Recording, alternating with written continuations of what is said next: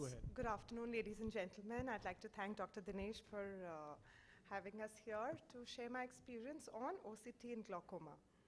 Now, glaucoma, we know in glaucoma that structural damage precedes functional loss, and that 50% of RNFL may be lost before a visual field defect will become apparent, and that RNFL thinning may actually precede the appearance of the visual field defect by almost 6 years. So this is a large window of patients where we can intervene and prevent any visual loss from occurring in our potential glaucoma patients.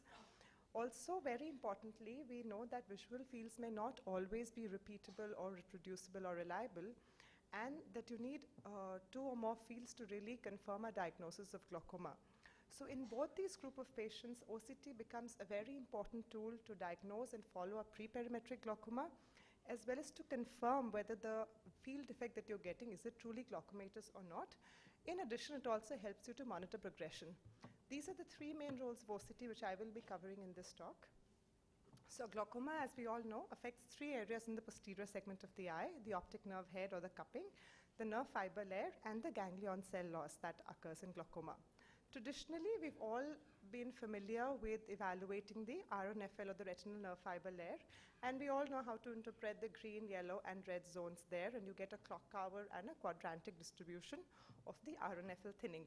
Remember that RNFL bundles are thickest superiorly and inferiorly, and the most significant thinning is in the inferotemporal and supratemporal quadrants.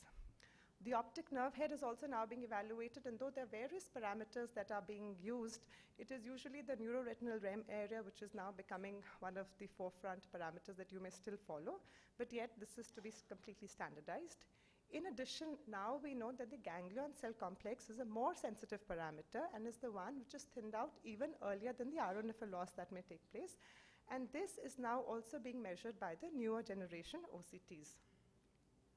The GCC analysis gives us a thickness map, deviation map, and a significance map, where the deviation map gives you a percentage loss value at each pixel location. So you will get blue colors where you'll have 20 to 30% thinning at the GCC, and black where you'll have 50% thinning or greater.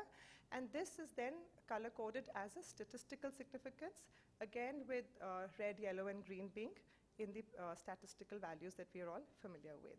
So this corresponds to the visual field loss. So this is how a normal GCC will appear with a normal field, and with mild to moderate structural damage and functional damage, you'll see the appearance of the blue-black zones here.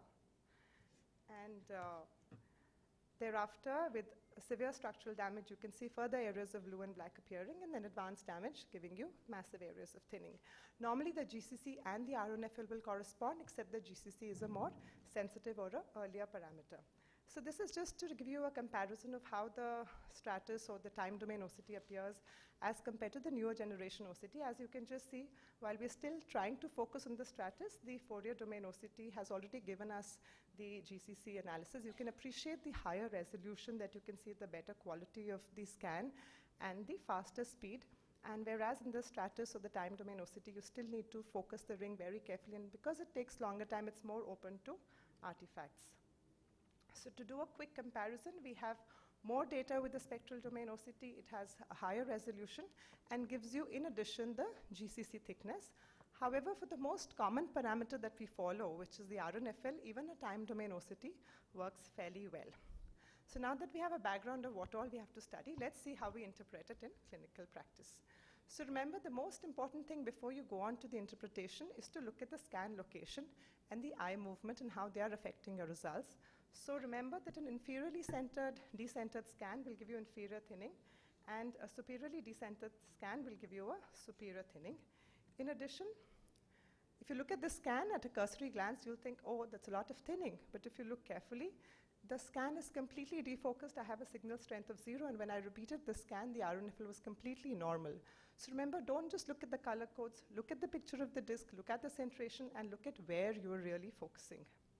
This is yet another example where you see, okay, the disc looks fairly focused and the ring is okay, centered. I'm getting a lot of thinning. Is it really there? You go back and look at your clinical findings. If it does not match, I went and repeated my OCT. And I found that, no, here the signal strength was only 1. When I repeated this with a better signal strength, I'm getting a fairly good RNFL thickness here.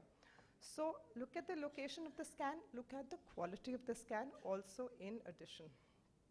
Let's go on to other cases. So here I had a 42-year-old lady who came with more thinning in the a 0.7 cup and a thin NRR in the right eye with high pressures of 25, a corneal thickness of 505. The left eye was still better. We did a fields and I found an inferior, beginning of an inferior arcuate defect in the right eye. Left eye looked okay.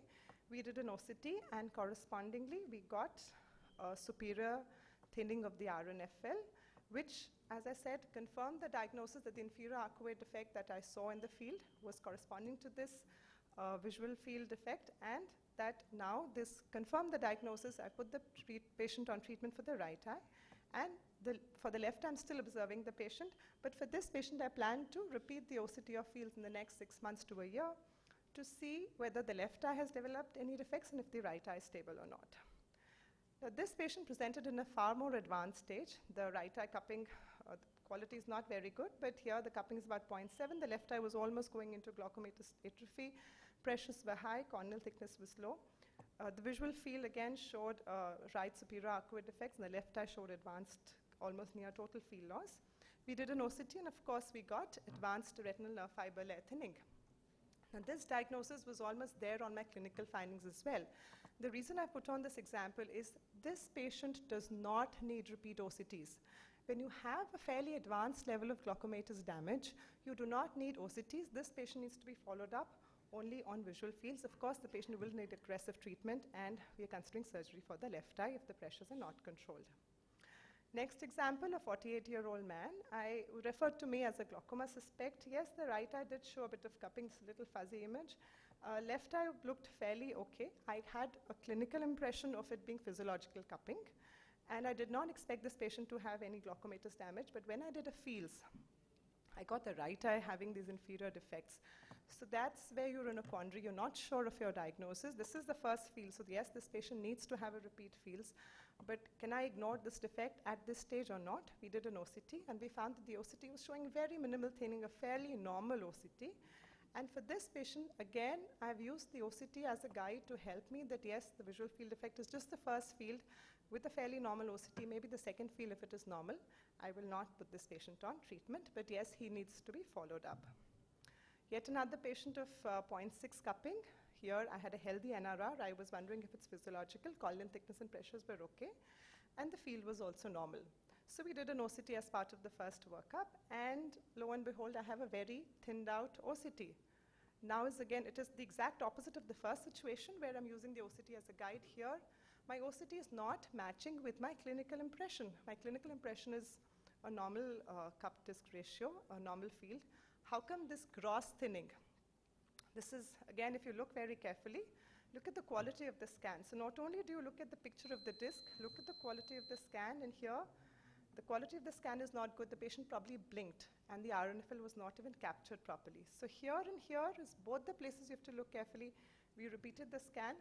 So remember, an OCT alone, if it is not matching with the clinical findings, can be erroneous, and you have to go back and recheck. Mostly things should make sense. They should follow an order. The last example, again, a patient with cupping, suspect.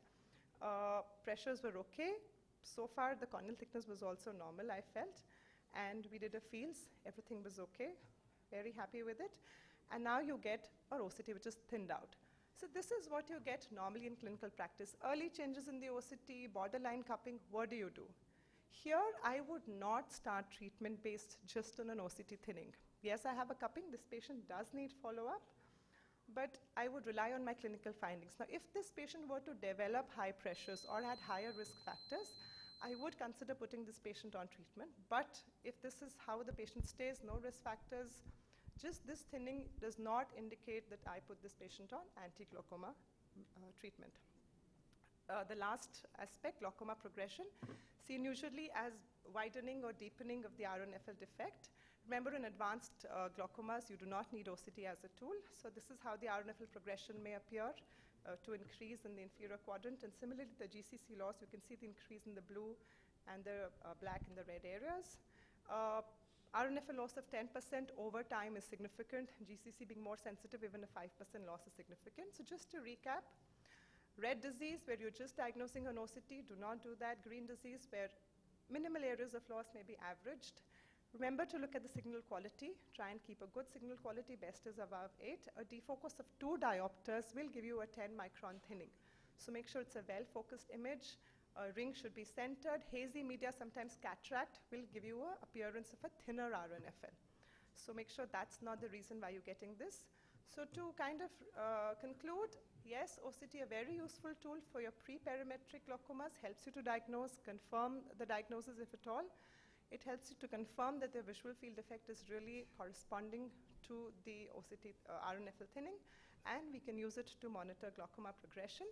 But remember to be careful and that nothing can explain, nothing can take the place of a good clinical exam. So things like a disc pallor or a disc hemorrhage will not be picked up in an OCT, and these are very important clinical findings that we have to watch for.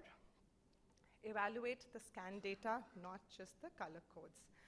And so the traditional glaucoma diagnosis was usually based on eye pressure, optic nerve appearance, and visual field. This has a very important added fourth dimension in the form of an OCT, which has to be evaluated with care.